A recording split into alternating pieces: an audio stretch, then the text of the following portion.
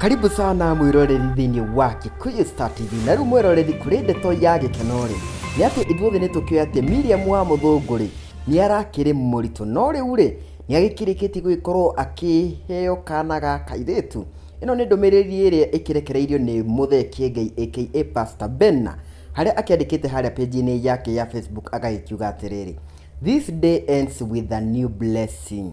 This Easter marks greatest gift to JMC, Kiengei Live family and also Reverend Ben's family. Congratulations Miriam Wamuthungu Ihuru for bringing to us a new member of our family. Yes, it's a baby girl. Pastor Muthungu must be happy in his spirit.